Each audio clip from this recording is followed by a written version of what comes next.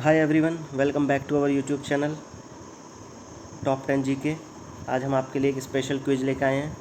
शिक्षा का अधिकार 2009 राइट टू एजुकेशन एक्ट, उस पर जितने भी प्रश्नोत्तरी बन सकती है, जितने भी सवाल और जवाब बन सकते हैं, मैं उन सबको एक्सप्लेन करूँगा और साथ के साथ हम क्विज करेंगे। और जब क्विज ख़त्म हो जाएगी तो उससे संबंधित जो वन लाइनर्स हैं उन्हें भी मैं पूरा बताऊँगा। राइट टू एजुकेशन से रिलेटेड आज जो है आपके लिए पूरा कंप्लीट हो जाएगा। जितने भी प्रश्नोत्तरी है, जितने भी वन लाइनर्स हैं या और कोई एक्सप्लेनेशन की रिक्वायरमेंट होगी तो मैं सारा कुछ एक्सप्लेन करूँगा। ठीक है, सबसे पहले स्टार्टिंग में अभी क्विज होगी। इसमें कुछ ऑलमोस्ट 30 से ज़्यादा क्वेश्चंस हैं जो कि आरटीई पर आधारित वस्तुनिष्ठ प्रश्न हैं, यानी ऑब्जेक्टिव टाइप क्वेश्चंस हैं। ठीक है, तो जितने भी क्वेश्चंस हैं आपको आंसर देना है, कमेंट्स में लिख के बताना है कि आपके कितने सही हुए। ठीक है, फिर अब वीडियो के एंड में जब क्विज ख़त्म हो जाएगी, जब मैं कुछ और इम्पोर्टेंट वन लाइनर्स भी एक्सप्लेन करूँगा, तो आप हमारे साथ बने रहिए। चलिए स्टार्ट करते हैं क्विज को। देखिए, सबसे पहला जो क्वेश्चन है वो है आरटीई 2009 किस आयु वर्ग के लिए मुफ्त एवं अनिवार्य शिक्षा की व्यवस्था करता है। तो बहुत आसान सा क्वेश्चन है। 6 से 14 साल के लिए, 6 से 14 साल के बच्चों के लिए मुफ्त एवं अनिवार्य शिक्षा की व्यवस्था करता है आरटीई 2009 एक्ट जो है। अगले क्वेश्चन पे चलते हैं। आरटीई 2009 कब लागू हुआ था? आपको ऑप्शन दिख रहे होंगे आपकी स्क्रीन पे। 10 अप्रैल 2010, 1 अप्रैल 2010 है, 10 अप्रैल 2009 या फिर 1 अप्रैल 2009। तो इसका सही उत्तर होगा 1 अप्रैल 2010। ये लागू हो गया था। इंट्रोड्यूस तो 2009 में हुआ था, लेकिन लागू हो गया था। सारी चीज़ें बताऊंगा कि कब राज्यसभा में पारित हुआ, लोकसभा में कब पारित हुआ, सब चीज़। ठीक है, तो हमारे क्विज में बने रहिए एक साथ। अगला क्वेश्चन है आरटीई 2009 निजी स्कूलों में कमज़ोर आर्थिक वर्ग के बच्चों के लिए कितने प्रतिशत सीटों के आरक्षण देता है? फिर से क्वेश्चन सुनिए। आरटीई 2009 निजी स्कूलों में कमज़ोर आर्थिक वर्ग के बच्चों के लिए कितनी सीटों को आरक्षण देता है? जो निजी स्कूल, प्राइवेट स्कूलों में, तो कितनी सीटें हैं वो? 25% सीट। ठीक है, ऑप्शंस आपको दिख रहे होंगे, मैं ऑप्शन नहीं बोलूँगा। कई सारे क्वेश्चंस में आप ऑप्शन पढ़िए और डायरेक्ट आंसर देखिए।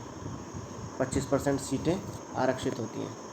अगला क्वेश्चन है आरटीई 2009 के अनुसार किस कक्षा तक के बालक को निष्कासित नहीं किया जा सकता? तो कौन सी कक्षा तक के बच्चों को निष्कासित नहीं किया जा सकता स्कूल से? 8वीं तक के। ठीक है, 8th क्लास तक के बच्चों को नहीं निष्कासित किया जा सकता। अगला क्वेश्चन है आरटीई 2009 भारत के किस राज्य में लागू नहीं हुआ था? तो ऑप्शंस देखिए, असम, पंजाब, हरियाणा और जम्मू कश्मीर। तो बिल्कुल सही इसका उत्तर हो जाएगा जम्मू कश्मीर। किस संविधान संशोधन द्वारा शिक्षा के अधिकार को मूल अधिकारों में जोड़ा गया था? तो आपको ये बताना है कि किस संविधान संशोधन द्वारा शिक्षा का अधिकार, यानी शिक्षा के अधिकार को मूल अधिकारों में जोड़ा गया था। तो कब जोड़ा गया था? 86वें संविधान संशोधन में। ठीक है, इससे आगे क्वेश्चन आएगा कि ये 86वां संविधान संशोधन कौन से ईयर में आया था। ठीक है, 86वां संविधान संशोधन कब किया गया है, यानी कौन से ईयर में आया था, ये पूछा है। सन 2001, 2002, 2005 या 2009। तो 86वां संविधान संशोधन 2002 में आया था। प्राथमिक स्तर पर 200 बच्चों से अधिक पर आरटीई 2009 में टीचर स्टूडेंट के मध्य अनुपात क्या होना चाहिए? अगर 200 से ज़्यादा बच्चे हो जाते हैं प्राथमिक स्तर पर, तो पूछा है टीचर और स्टूडेंट के मध्य अनुपात, यानी रेशो क्या होगा? तो 1:30 होगा, 1:40 होगा, 1:50 होगा या फिर 1:60 होगा? तो बताइए जल्दी से। अगर 200 से अधिक बच्चे होते हैं तो टीचर और स्टूडेंट के मध्य क्या अनुपात होगा? बहुत सारे बच्चे 1:30 लगाएंगे, लेकिन वो नहीं है। वो आगे बताऊंगा क्यों नहीं है, ये पूरा एक्सप्लेन करूंगा जब इसके हम थ्योरी पढ़ेंगे, वन लाइनर्स पढ़ेंगे क्विज के आखिरी में। 1:40 यानी एक टीचर और 40 बच्चे, 40 बच्चों पे एक टीचर होगा। ठीक है, तो इसका आंसर क्या होगा? 1:40। आरटीई 2009 की कौन सी धारा प्राइवेट ट्यूशन को निषेध करती है, यानी प्राइवेट ट्यूशन को ख़त्म करती है? कौन सी धारा है? तो इसका सही उत्तर हो जाएगा धारा 28। ठीक है, अगला क्वेश्चन देखते हैं। शिक्षा को बच्चों का मौलिक अधिकार घोषित करने वाला भारत विश्व का कौन सा देश बना? तो विश्व का कौन सा देश बना जिसने शिक्षा को मौलिक अधिकार में जोड़ा? तो ये देश था 135वां।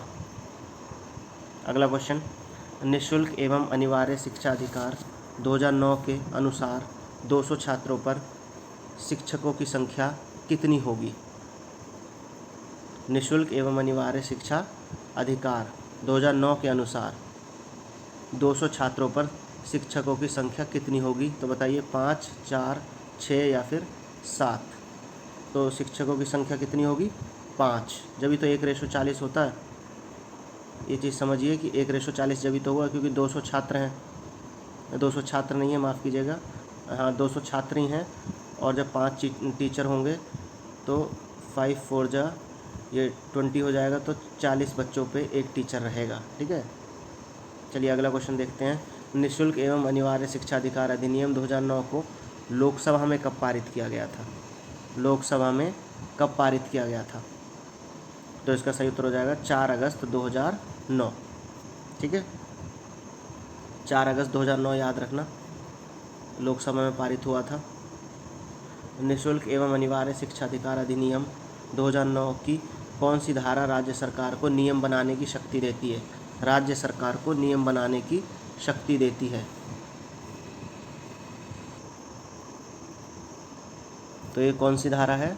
धारा 38 यानी धारा 38। अगला क्वेश्चन देखते हैं। 25% आरक्षित सीट पर 6 से 14 वर्ष के बच्चों से अधिक से फीस वसूलने पर निजी स्कूलों को जुर्माना लगेगा। कितना जुर्माना लगेगा ये पूछा है। इसके ऑप्शंस हैं फ़ीस का 20 गुना, फ़ीस का 15 गुना, फ़ीस का 10 गुना या फिर फ़ीस का 50 गुना। तो कितना जुर्माना लगेगा? फ़ीस का 10 गुना। याद रखना ये चीज़ को। RT 2009 के तहत अभिभावक के इंटरव्यू या बच्चों की स्क्रीनिंग पर क्या सज़ा होगी? बच्चों की अगर स्क्रीनिंग की जाती है या फिर किसी पेरेंट्स का इंटरव्यू लिया जाता है तो उस पर क्या सज़ा होगी? ऑप्शंस हैं 3 माह कैद यानी माह मीन्स महीना, 10,000 जुर्माना, 6 माह कैद, 25,000 जुर्माना। तो इसका सही उत्तर होगा 25,000 जुर्माना होगा अगर कोई स्कूल बच्चे की स्क्रीनिंग करता है या फिर अभिभावक का इंटरव्यू लेता है। ठीक है, अगला क्वेश्चन देखते हैं। विद्यालय प्रबंध समिति की कार्य समिति की बैठक के लिए गणपूर्ति उसके कुल सदस्यों की संख्या होगी। बैठक करने के लिए कितने सदस्यों की संख्या होनी चाहिए? 1/3, 1/2, 1/10 या फिर 3/4 या 3/4। तो इसका सही उत्तर होगा 3/4। कम से कम इतने सदस्य तो होंगे ही अगर विद्यालय प्रबंध समिति की कार्य समिति की बैठक करानी है। अगला क्वेश्चन देखते हैं। कक्षा 1 से 5 तक के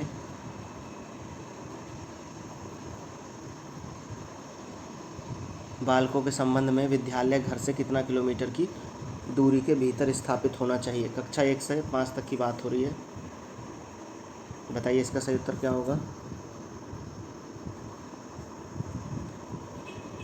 तो इसका सही उत्तर हो जाएगा 1 किलोमीटर, यानी कक्षा 1 से 5 तक के बालकों के संबंध में विद्यालय घर से 1 किलोमीटर की दूरी पर स्थापित होना चाहिए। अभी हम प्राथमिक की बात कर रहे हैं। कक्षा 6 से 8 तक के यानी उच्च प्राथमिक तक के बालकों के संबंध में विद्यालय घर से कितना किलोमीटर की दूरी पर होना चाहिए? तो इसका सही उत्तर क्या होगा? 3। प्राथमिक की बात करते हैं तो 1 किलोमीटर और उच्च प्राथमिक की बात करते हैं तो 3 किलोमीटर की दूरी पर विद्यालय अवश्य होना चाहिए। RT 2009 के तहत सरकार के क्या क्या कर्तव्य हैं? ये ऑप्शंस हैं। 6 से 14 वर्ष तक के प्रत्येक बालक को निःशुल्क एवं प्राथमिक शिक्षा उपलब्ध कराना, ये सही है। आसपास में विद्यालय की उपलब्धता कराना, ये भी सही है।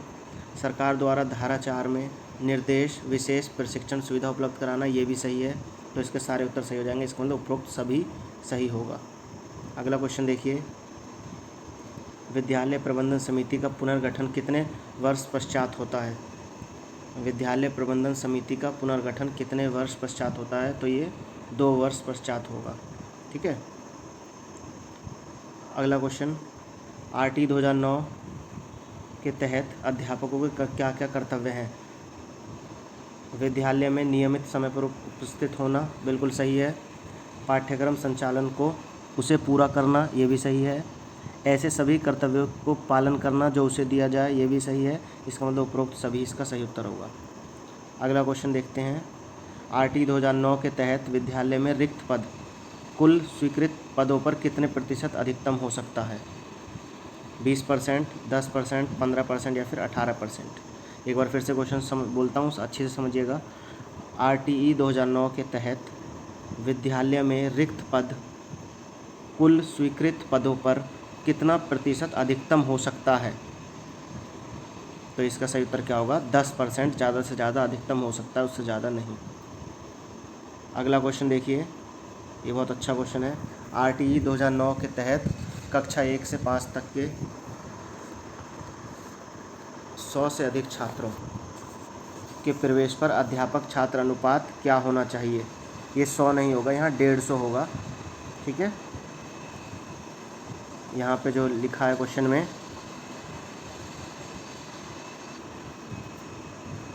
मैं फिर से एक बार क्वेश्चन रिपीट करता हूँ। RTE 2009 के तहत कक्षा 1 से 5 तक 150 है, यहाँ पे 150 है इधर लिखा हुआ। 150 से अधिक छात्रों के प्रवेश पर अध्यापक छात्र अनुपात क्या होगा, ये बताना है आपको। तो 5 अध्यापक और 1 प्रधान अध्यापक होगा। ये चीज़ मैं पहले भी बता चुका हूँ। ठीक है, चलिए आगे चलते हैं।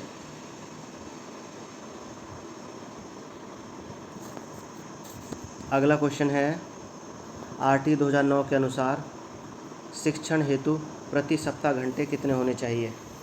RTE 2009 के अनुसार शिक्षण हेतु प्रति सप्ताह घंटे कितने होने चाहिए? तो ये इसका सही उत्तर हो जाएगा 45 घंटे। ठीक है, 45 घंटे उपलब्ध होने चाहिए। शिक्षा का अधिकार भारतीय संविधान में किस मूल अधिकार में शामिल है? संस्कृति शिक्षा संबंधी अधिकार में, धार्मिक स्वतंत्रता का अधिकार में, स्वतंत्रता का अधिकार में या फिर समता के अधिकार में? तो कौन से अधिकार में है ये? स्वतंत्रता के अधिकार में। शिक्षा का अधिकार संविधान संशोधन के संशोधन के द्वारा किस वर्ष में समवर्ती सूची में डाला गया था? ये चीज़ आपको बताना है। तो शिक्षा का अधिकार कौन सी सूची में डाला गया था? समवर्ती सूची में कौन से ईयर में डाला गया था? तो 1952 में, 1976 में या फिर 1986 या 1992? जल्दी से बताइए इसका उत्तर। तो इसका सही उत्तर होगा 1976।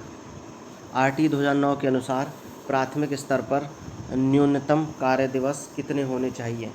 कम से कम कार्य दिवस कितने होने चाहिए? प्राथमिक स्तर की बात हो रही है यहाँ पे।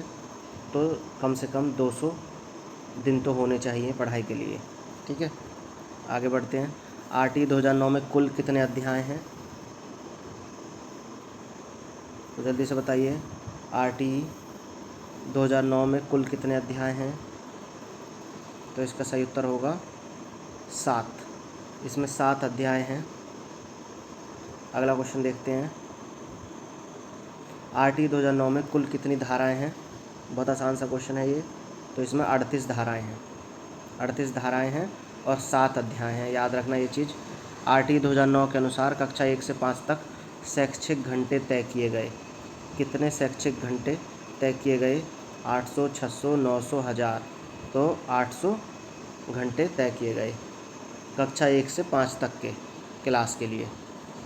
अगला क्वेश्चन देखिए, RTE 2009 के अनुसार कक्षा 6 से 8 तक शैक्षिक घंटे तय किए गए। जब 1 से 5 तक था, अब 6 से 8 तक है।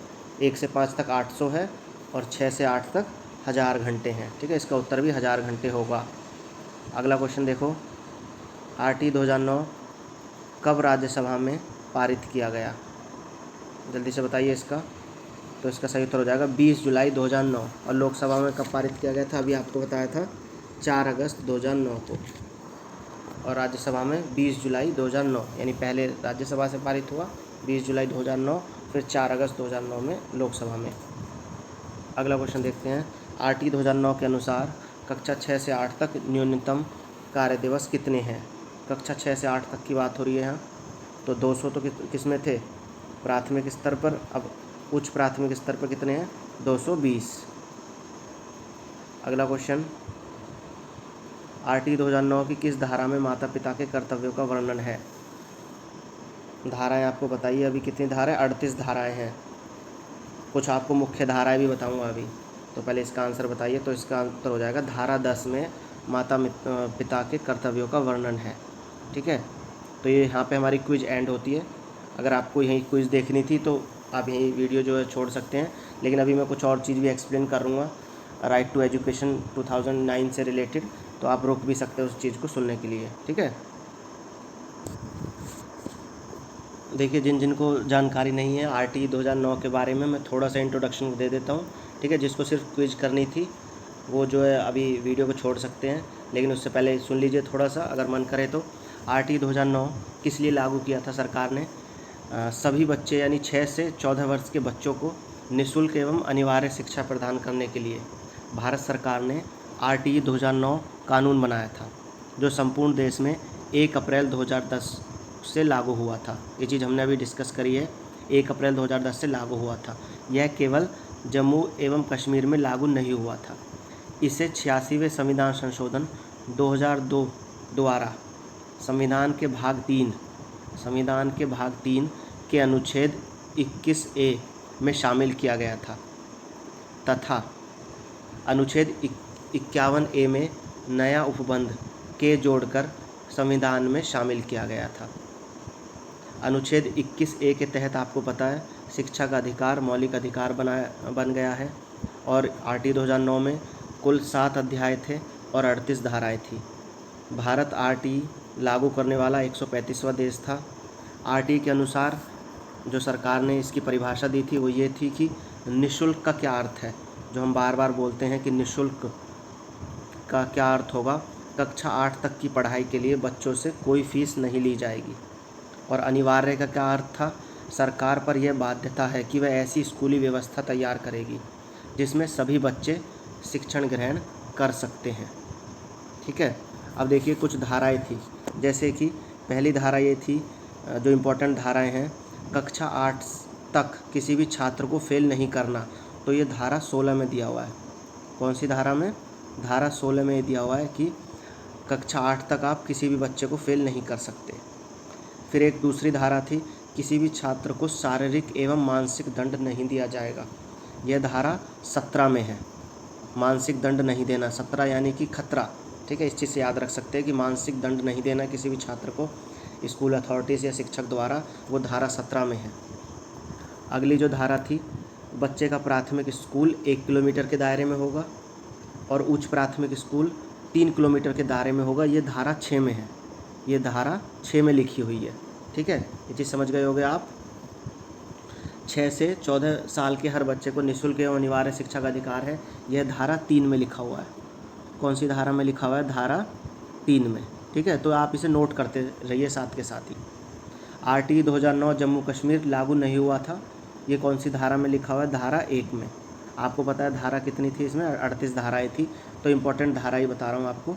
ठीक है, एक जो इम्पोर्टेंट धारा थी वो ये है, प्राइवेट स्कूलों में कक्षा केजी या नर्सरी या प्रथम कक्षा में गरीब, दुर्बल, वंचित वर्ग के बच्चों के लिए 25% सीट रिजर्व होगी। जैसे हमने डिस्कस किया था, ये कौन सी धारा में है? धारा 12 में। तो आप इसे अच्छे से नोट कर लीजिएगा सुनने के बाद कौन कौन सी धारा है। ठीक है,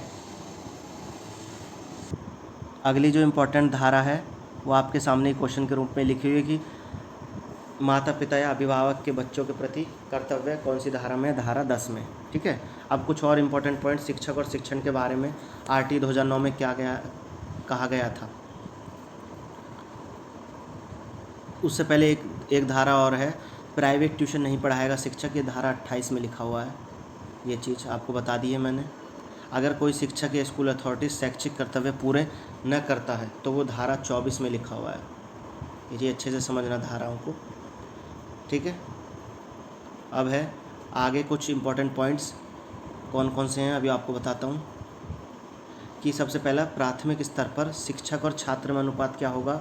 1:30 का। ये अच्छे से याद रखना। अगर 200 से ज़्यादा छात्र हो जाते हैं तो फिर वो 40 हो जाता है 30 की बजाय। उच्च प्राथमिक स्तर पर 1:35 है। ठीक है, प्राथमिक स्तर पर न्यूनतम कार्य दिवस आपको बता दिए थे 200 हैं। उच्च प्राथमिक स्तर पर कम से कम कार्य दिवस 220 हैं। ठीक है, मैं सामने ही लिख रहा हूँ। और प्राथमिक स्तर पर घंटे कितने हैं? 800 पढ़ाई के लिए, और उच्च प्राथमिक स्तर पर 1000 घंटे। ये एग्ज़ाम्स में पूछ लिया जाता है। रेशो 1:30 है प्राथमिक स्तर पर। अगर बच्चे 200 से ज़्यादा होते हैं तो फिर वो 40 हो जाता है यहाँ। और 200 दिन है, 800 घंटे हैं। ऐसे ही उच्च प्राथमिक स्तर पर 1:35 होना चाहिए, यानी 35 स्टूडेंट्स पे 1 शिक्षक होना चाहिए। 220 न्यूनतम कार्य दिवस होने चाहिए और 1000 घंटे होने चाहिए। शिक्षण के लिए एक सप्ताह में कम से कम 45 घंटे का प्रावधान है। ये चीज़ आपको मैंने पहले ही बताई है। और शिक्षकों की रिक्तियाँ 10% से ज़्यादा नहीं रहेंगी। 10% से ज़्यादा अगर रिक्ति रहती है तो जब ही सरकार को उन पदों को पूरा करना होगा, लेकिन कायदे में ऐसा होता नहीं है। भर्तियाँ कोर्ट में, सुप्रीम कोर्ट में, हाई कोर्ट में या फिर कोई केस कर देता है, वहीं अटकी रहती हैं। ठीक है। आखिरी इम्पोर्टेंट पॉइंट क्या है?